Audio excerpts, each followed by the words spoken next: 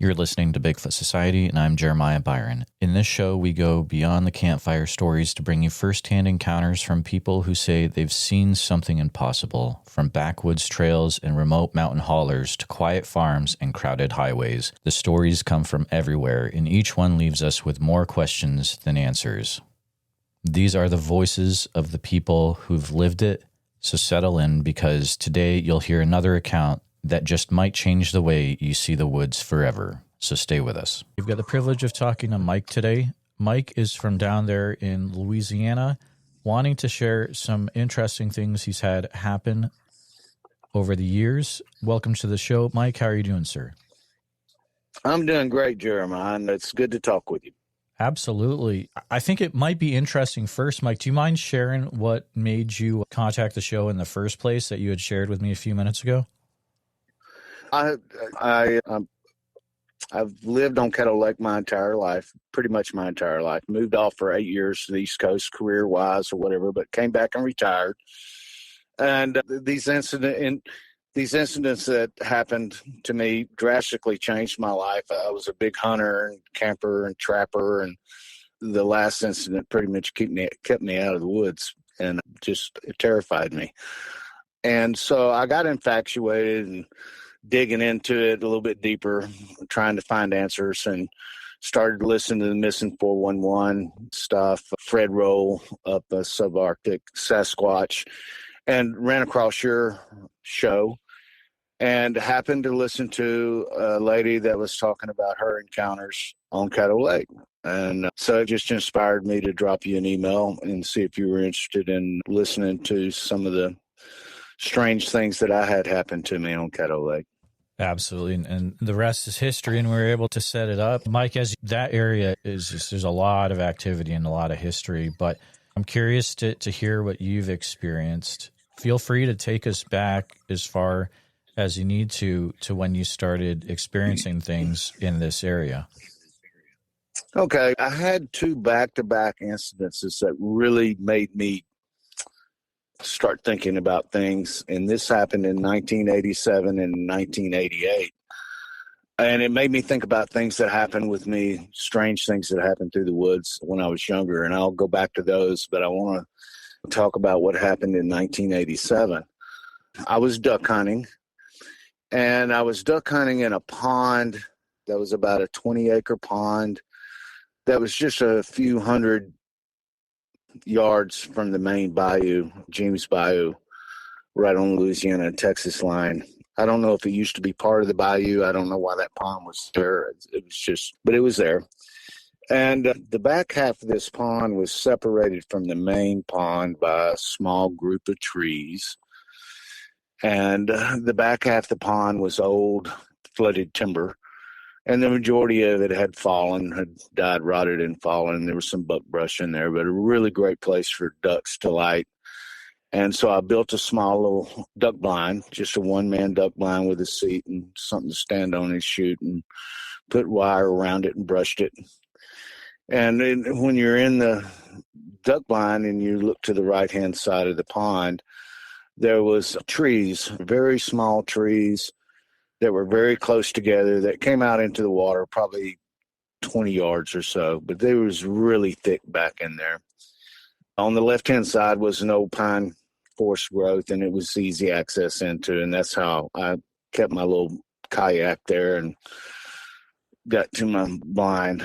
The night before I went hunting this morning, it had gotten really cold for us here. It was down in the 20s, which is rare, but good for duck hunting. Ducks follow the weather. I was excited about going, and I left about 45 minutes earlier than I normally did, because I thought that there may be some ice on the pond, and I might need to break the ice up so the ducks would have a place to light. And I got there, and there was just a real thin sheet of ice on there, and it broke up when I took my kayak through there, and I got in my duck blind and went to pour me a cup of coffee, and I heard some splashing to the right of me. And for some reason, Jeremiah, this is so weird, I instantly had this feeling of dread. And I've never had that feeling hunting before or anything. And this was before the sounds, I could really make out what was going on. And so I just froze, and it was somebody walking in the water. And it was somebody walking in about thigh-deep water. And they were inside that tree line. And that tree line is treacherous. I had shot a couple of ducks that had fallen back in there, and there was a bunch of deadfalls, and it was very dangerous to be, and I had to go get some ducks out of there before, and it was not comfortable. Plus, there's big alligators in that pond as well. And I could see the moonlight was lighting the ripples from the water from where they were moving. And I could tell that it was just right inside the tree line. It was still very dark. I couldn't see anything. And realistic, those in the daytime, you really couldn't see in there because of the canopy of the trees. It was so dark. But this person I could hear him stepping over the deadfalls. And I knew it wasn't a deer or anything. It would have to jump, or a cow would have had to jump. Pig would have been swimming. Beavers and alligators don't make noise like that. It was definitely somebody walking and stepping over the deadfalls. And it came within probably 30 feet of me. And I just was froze. And I sit there and I listened to it walk until I couldn't hear it anymore, to the back of the pond. And I'm thinking, who in their right mind would be walking through that without a light, first and foremost, and who in their right mind would be walking through that to begin with? And my first thought was, oh, it's got to be a game warden. They must think I'm doing something wrong or something like that. And that's pretty much what I thought. And I thought, well, I'm going to get checked. I made sure I did everything legal, and it was a good morning. I shot my limit of ducks by 8 or 8:30 that morning. I gathered my ducks and got in my truck and went to leave, and expected to get stopped by the game warden. Didn't happen. And I just sensed something was wrong. It was just not normal. Nobody would be walking through that in the dark without a light, as cold as it was, as treacherous as it was, and it just bugged me. The next day I ran into the game warden, and I asked him about it, and he was like, there's no way. I'm going to sit in my car in the heater and wait for you to come out. I'm not getting in that water. And that instantly sparked curiosity to me, so I instantly went back out there. And I had never walked on the bank on the opposite side, and so I went over there, and Lord and behold, it was clear. On the other side of those trees on the bank is completely clear. No underbrush, no thorn or anything. Somebody could have easily just walked down through there. I would have never heard them. And then it made me go, it really raised flags. And I'm like, whoever this was really trying very hard not to be seen by anybody. And it freaked me out, to be honest with you. I hunted there a couple more times, but only in the afternoons, and I was out of there by dark. There was something wrong about it, and I could not put my finger on it, and I felt uncomfortable being there. It was a great duck hunting spot. It was the best duck hunting spot I ever had, but it was something was wrong, right? And I felt it, and I just decided not to go back. Spring forward to the next year, 1988, it was opening week of squirrel season, and squirrel season opened on a Saturday, and it rained very hard all weekend long, and I was off on Monday, and there was a place I wanted to go check down in the swamps that I thought would be a really good spot for deer, and I wanted to scout it and see if I saw any signs of deer and possibly shoot a couple of squirrels when I was down there. And I got up that Monday morning, and it was still downpouring, raining, and it stopped about 10 o'clock. And I went out to the woods, and I parked at a friend's camp, and I started heading towards the mouth of the swamp. And I stopped at some old oak trees and sat down for a while. Didn't see anything, and the woods were really quiet, but it normally is when the weather's bad. So I didn't think much about it. And I got up to go ahead and head down to where I was going, and a blue heron alerted on the bayou. And for a hunter, that's really bad because the blue herons are really loud and they let everything know for a mile and a half that there's danger. And so I was like, dadgummit. It was the first of squirrel season. The leaves were still on the trees. It was still pretty warm. I knew I was going to have a hard time seeing squirrels anyway. But I was like, warned everything. But anyway, I'm down here to go look for deer tracks and scrapes and that kind of thing. So the area that I was going to go check out is actually a peninsula down in the swamp. And it's a white oak flat down in there, and these white oaks trees, they have acorns the size of quarters, these huge acorns, and I always thought that would be a good spot for deer. You got water on three sides, there's only one way in and one way out, and so I wanted to check it out. And I got to the peninsula and I started doing my stalking hunt like I do, moving as quiet as I can, blocking my movement as much as I can, and I'd go about 20, 30 yards, stop, sit there for about 10 minutes and look around and listen. And it's kind of a zigzag pattern. And I zigzagged all the way back to the end of the peninsula there. I didn't see anything, didn't hear anything. The woods were just really quiet. I started my way back, and I was going to use my zigzag pattern going the opposite way. And I stopped and I picked a path to go. And I used trees and things like that to try to mask my movement as much as possible. And I saw a spot, and there was a low spot in the ground, and there's a big mud puddle there, and I was going to go by it. And so I started that way. And as soon as I got next to that mud puddle, this huge splash just soaked me, scared the heck out of me. And my first thought was, oh crap, a gator. And then I looked down and I realized it was just a few inches deep. And then I thought I walked straight up on a deer. And I looked and I didn't see the deer's tail flagging. I didn't see a deer going off. And I'm thinking wood duck. And I'm looking, there's nothing flying off. And I'm confused. And I look back down in the water and there's this half-rotten pine limb about, I don't know, a foot in diameter, about 2 feet long, sitting in there. And so I thought, oh, a squirrel was running across a rotten limb and it fell. And so I looked up and there was no pine tree up above me. And right about that time,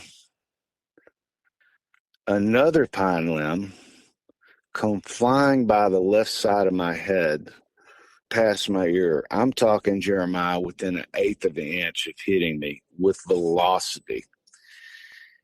I jumped and I instantly went to turn around to my right to look behind me, and something let out this scream. It was a short scream. It was just a couple of seconds long. It scared me so bad I can't even tell you what it sounded like, but I can tell you what it felt like. It felt like I was electrocuted or something. It shook my entire body. And before I knew it, I was like 10 steps into a full run. My mind had not computed what was going on. And when my mind finally caught up with my body as to what was going on, and my mind was like, okay, this is not a flight or fight situation. This is a flight and fight situation. You're in a bad spot here. So I got to the bayou. So I had one side of myself protected, and I stopped and I kicked some squirrel loads out and I put some slugs in my gun. And I looked, maybe 5 seconds. I stopped. I heard nothing.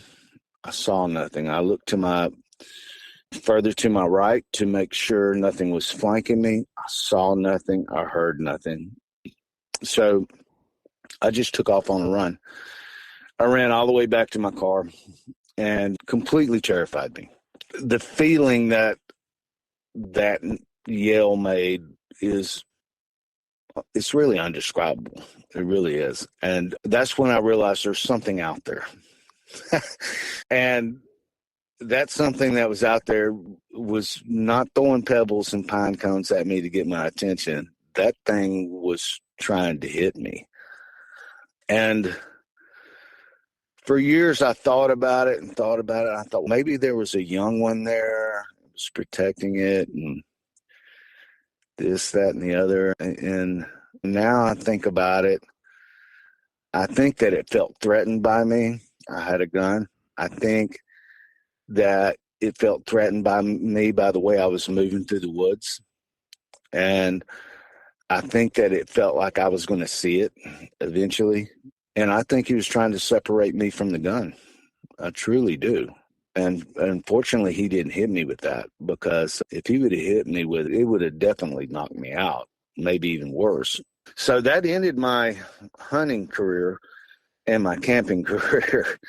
I'm still an avid fisherman, but I have just never felt comfortable going back into the woods again. And it's a shame. And I'm thinking back on it, my kids, my oldest child was a baby when this happened. And my two boys don't even know the person I used to be, the big outdoor hunter, camper, and all this stuff. They never knew that guy. It was terrifying. Then I started thinking about odd things that had happened before that and started putting the pieces together. And I just remembered something in the last couple of weeks that I could have had a sighting.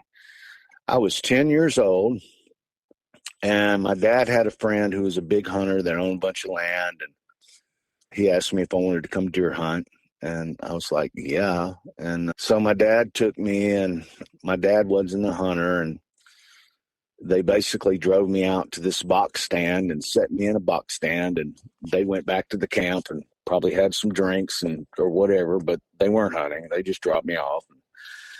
They gave me a flashlight and told me to walk back to the camp after it got dark. And if I shot, that they would come out and help me get the deer out. I sat in the stand and didn't see anything. And then all of a sudden, all hell breaks loose about 150 yards in front of me. And I see these little trees just swaying all in the air, and stuff crashing and all this stuff, and something huffing and puffing. Something was angry and it was throwing. And I looked up, and every now and then I could see something big and something black in between the trees. And this went on for a long time. This went on for like maybe 45 minutes, an hour. And right before dark, it stopped. It got dark, and I was like, I didn't know where this thing went or what it was. And I wasn't getting out of the stand. And so finally, my dad drove down in the truck and got me from the stand and asked me why I didn't. He's worried about me. Asked me why I didn't do it. And I told him what had happened. And there's a gentleman that had a farm 5 to 10 miles from there, and he raised a bunch of bison, a bunch of buffalo. And my dad told me one of those bison must have got out, and it's a good thing you stayed in the stand, because those things can be pretty aggressive and they're mean. It was a good thing you stayed in the stand. And I never thought anything else about it. My dad, I was 10 years old. My dad, to me at that time, was the smartest man in the world, and he said it was a buffalo. It was a buffalo. But now I question that. Then in we spring forward, that was probably 1973 when that happened. So we jump up to 1978, and me and a buddy were running lines at night on the bayou. And it was cold. I remember it was cold. And on the bayou we were always told on the west side of the bayou, if anybody comes hollering or whatever, you go over there, because there was not a bridge over the bayou, and there was no phone lines over there. And if somebody was in trouble, It was like an hour drive to the hospital. We were down there checking our lines, and all of a sudden we heard somebody hollering, and we shined our light over, and there was this gentleman on the end of this pier. And so we cranked the motor up and went over to him. And this guy just jumped in our boat and was like, go. And so we did. And we went about 100 yards down the bayou, and my buddy shut the motor off, and we looked at him and we're like, what's the matter? Are you okay? And he was like, I came to go deer hunting with my buddies, and I was coming down the road and I hit something, and it was on all fours, but then it got up on two legs and ran off. And I came all the way to the camp, and I came out to see if the door to the camp was open, and this thing must have followed me, and it was attacking my truck. And to be honest with you, Jeremiah, we were looking at this guy like, okay, it was the 70s, right? So I'm thinking, okay, this guy's on some acid or some mushrooms or something. And then the buffalo came back into mind. I thought maybe he hit one of those buffalo and made him mad. And this road that's over there, it's very undeveloped road. It's a dirt road. He couldn't have been going more than 25 miles an hour when he hit whatever he hit. And so I'm thinking, we were thinking all kinds of things. We never thought Bigfoot, right? So the gentleman came back to our camp and tried to make some phone calls, but it was like 4 a.m. and everybody was asleep. And this guy was terrified. And I think he got angry at us because we kept saying there's some guy that has buffalo over there. And he was finally quit talking to us. But he told us he wasn't going to go back to that camp till daylight. So we stayed up with him and took him back. And when we pulled up, we saw that there was other vehicles there. And I wished we would have stopped and got out and looked at the guy's truck and whatever. But we were tired and we left. I actually, after I had my encounter, had contacted the BFRO and told them about that scary encounter I had, and also asked them about this encounter of the gentleman supposedly hitting something, and they never got back to me. But I know the gentleman, I'm 62, and the gentleman is probably 10 to 15 years older than me. I don't know if he's still around, but if somebody hears this that knows something about that encounter, I would love to hear from them, because I'd love to hear more on that. I wish I'd have paid more attention instead of just thinking the guy was crazy or just scared of being in the woods. Is basically what we thought. The next year, we were at the same place running lines, and we decided to quit, and we came in. And the camp, you had to use a key to lock the door, front door. And we left, and we got down the road, and I thought, man, I don't remember if I locked the door or not. And so I said, I'm going to go back. And so we turned around, we went back. I had my car running. We both walked up on the porch, and I had locked it. But my buddy said, hey, I want to get a Coke out the fridge. So I unlocked it. He went and got a Coke. And when I was locking it, right beside the house was a small storage shed. And we had to go down the steps and walk right past it to get to our car. It was right there. And something started huffing and puffing behind that thing. And it sounded agitated, and it sounded madder than hell. And it was more breathing with a guttural kind of growl at the end of it. And I looked at my buddy and I said, don't run. And about that time, this thing let out a yell. And it was one of those yells just like the yell that I heard when I was on that peninsula. You felt it. And I looked, and my buddy was already getting in the car. He had taken off. So I took off running. We got in the car, and we left out there. And we laughed about it. We talked, what could it be? We do have an occasional bear every now and then, and have wild hogs. And we did go out there to go look, see if we could see tracks the next day, but it's pine forest and it's all pine straw. And we laughed it off. We didn't think, even though we're only 25 miles from Fout. But my dad just told me that was a movie and it wasn't real. I believed it. Nobody spoke of back then of encounters or anything like that. I had never heard of anything. So the last thing we were ever thinking about was a Bigfoot or a cryptid or anything like that. But that's pretty much the things that have happened to me. Now, since that time, I have had a few strange things that's happened. I was fishing with a guy. We were down in the Bayou. We were catfishing, and we heard a muffled voice come from the swamp, and it actually said the guy's name. And the guy looked at me and said, "Did you hear that?" And I'm like, "Yeah." He said, "Was that my name?" And I'm like, "Yeah." And there's no way anybody was out there. And we moved the boat. We went on down the swamp a little bit and found a new place to go. Another time I was out there and I anchored up to fish and had that just that weird feeling that something was wrong. And first cast, I hooked a fish, a good fish, and I heard something, but I was concentrated on catching the fish, and all of a sudden this tree cracked and fell into the swamp on my right-hand side. It scared me. So I'm fighting this fish, trying to get this fish in, and I'm like, I'm going to get this fish in and get out of there. Before I could get that fish into the boat, another tree on the left-hand side of the bayou came down and crashed into the water. And that freaked me out. And the wind wasn't blowing. It was not a storm. It was just as calm day as it could be. Got the fish in the boat. I untied my boat and I got the hell out of there. But that's pretty much the gist of everything that strange has happened to me. Mike, you got any questions? Yeah, Mike, you really have had a lot of wild stuff happen over the years. If you look at everything like chronologically in order, it's no surprise that you got to a point in the 80s and you're like, you know what, enough is enough.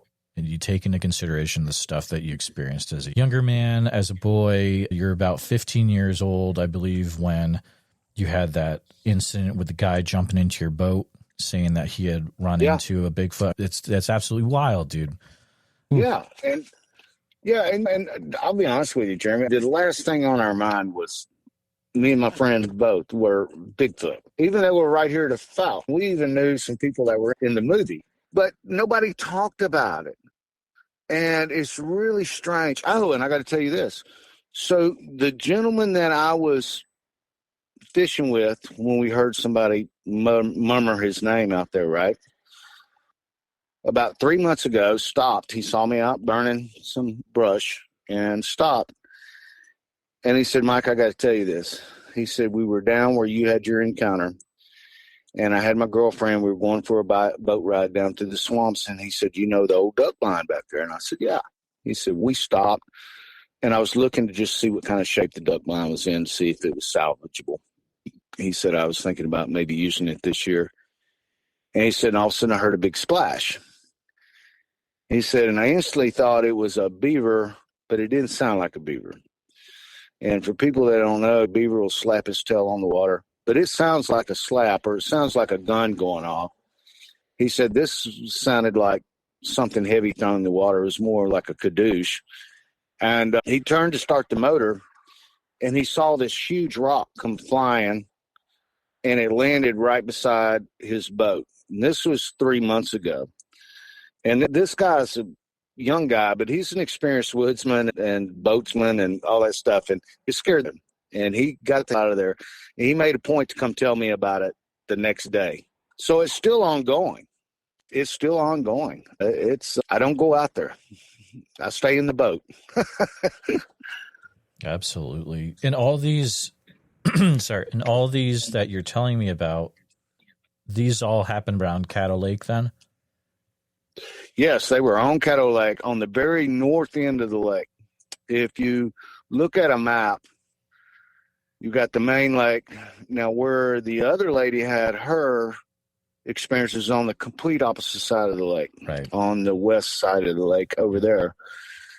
Mine is really way north. So if you look at the map of Caddo Lake, it goes into James Bayou.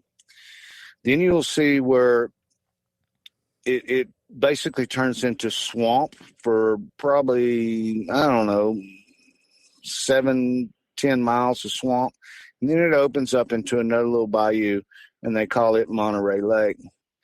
And most of my experiences happened on Monterey Lake or in the swamps and separating Monterey Lake from Genie's Bayou. Oh yeah, I'm seeing that. Man, that is way up there. When you get up to Monterey Lake, you're really, really going up there. Yep.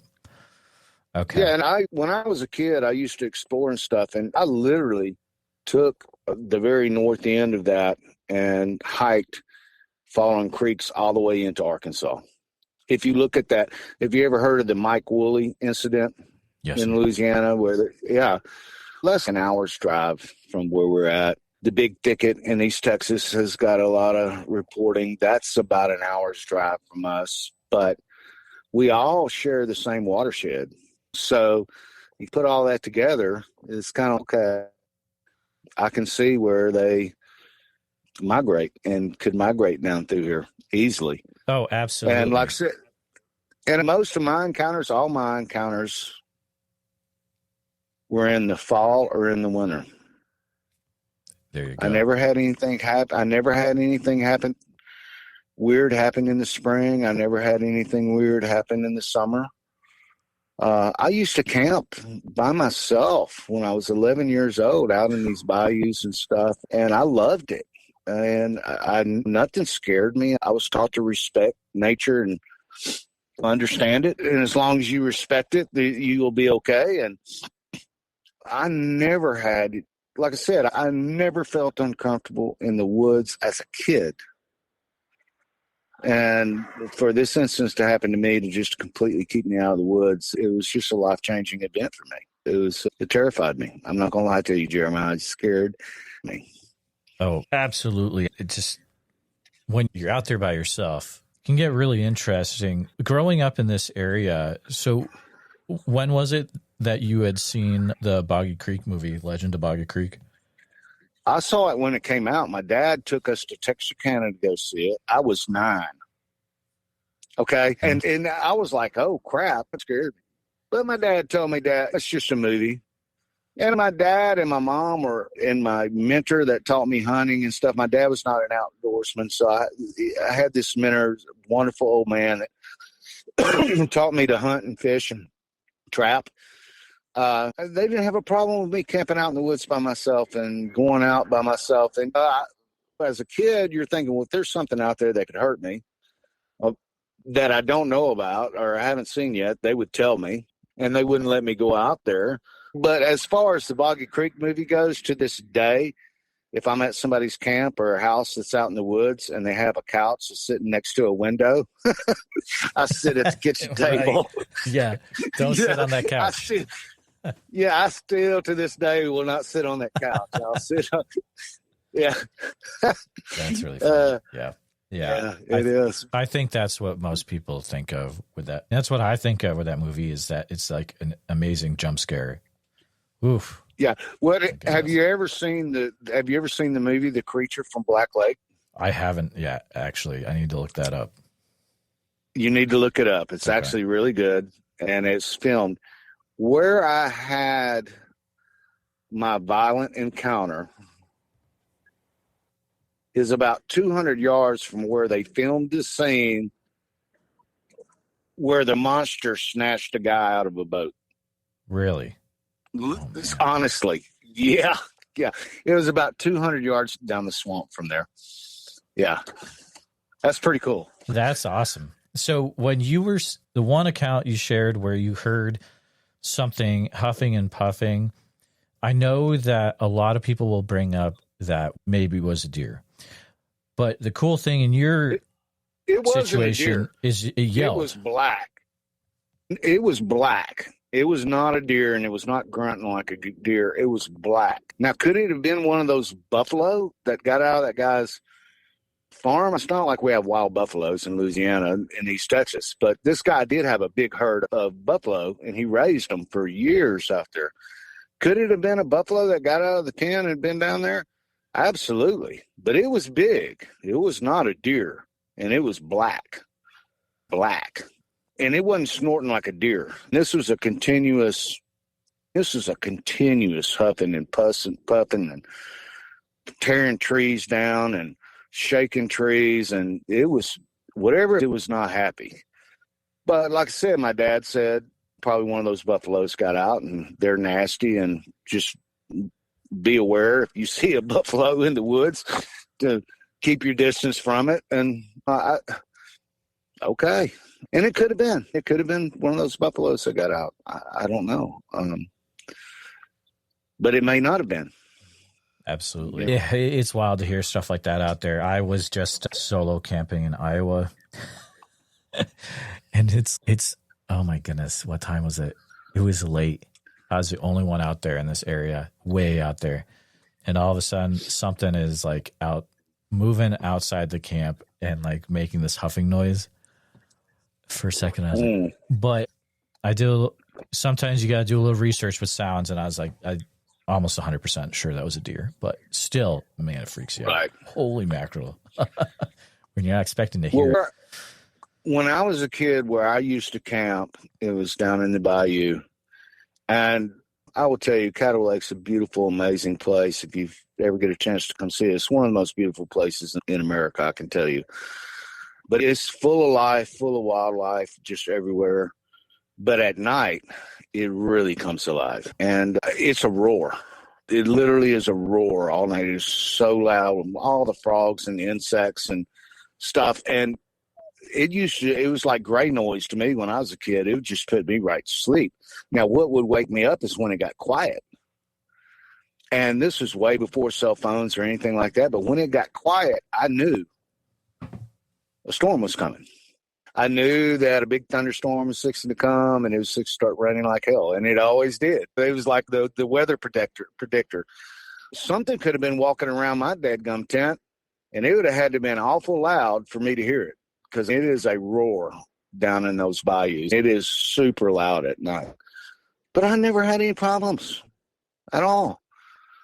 I kept my camp lit up. I had 3 Coleman lanterns. I strung ropes around my campsite, and I'd fill them up at night before I went to bed in case I, got up and had to take care of business, that I wouldn't step on a snake or something. But I never had any issues whatsoever. Never.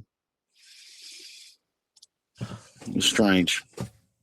Down in that area, what do most people think that Bigfoot is? Do you have any thoughts about that, Mike?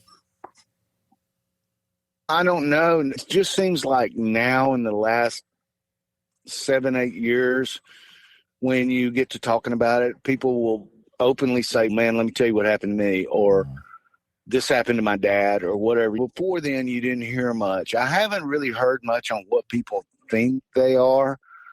I think, with everything I've been watching and hearing, and I think they're more human than they are anything. I think the DNA shows that they're more human. I think they've got the ability to think and reason.